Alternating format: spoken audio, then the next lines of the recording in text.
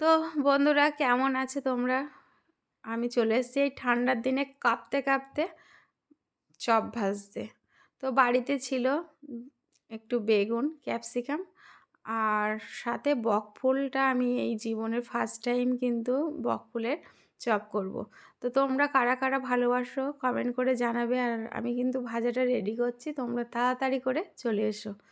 তো সবার প্রথমে আমি নিয়ে নিয়েছিলাম বেসন, একটু লবণ, কালো জিরা, গোলমরিচ, লঙ্কার গুঁড়ো আর সাথে হলুদ।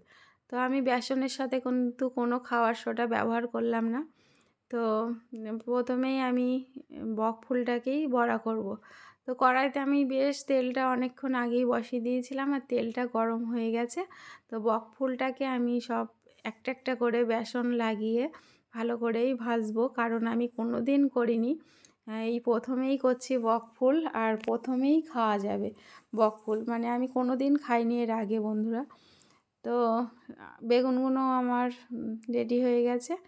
তো সবার আমরা তো কাজ করি রান্নাঘরে সারাদিন ধরে, কিন্তু সারাদিন ধরে রান্নাই করি, খাওয়ার সময় কিন্তু কোনো টাইম লাগে না। তো ভাজতে ভাজতেই কিন্তু আমি আগে একটা খেয়ে দেখলাম যে কেমন হয়েছে। তো দেখলাম সব কিছুই ঠিকঠাক আছে আর খেতে কিন্তু বেশ খাস্তা হয়েছে। আর শীতকালে কিন্তু বর্ষাতে একটু ভাজা খেতে আমার তো ভীষণ ভালো লাগে। তো আমার মতো তোমরা ভাজা কারা, কারা পছন্দ করো অবশ্যই কমেন্ট করে জানাবে। তো সবাইকে দিয়ে আমি কিন্তু ভাজাগুলো এতটা ভাজা নিয়ে আমি ঘরেতে চলে এসেছি, সাথে মুড়ি।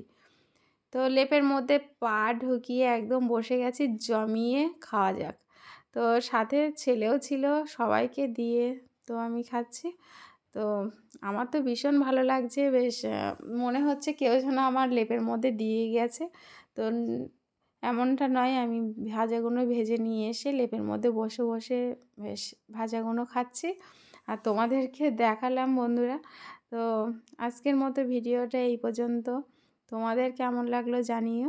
আর আমার মতো ফার্স্ট টাইম কারা, কারা এই বকফুল খেয়েছো বা খাওনি সেটাও জানাবে। তো ঠান্ডা তো প্রচুর পড়ে গেছে। তো তোমরা সবাই খুব ভালো থেকো, সুস্থ থেকো। আজকের মতো টাটা।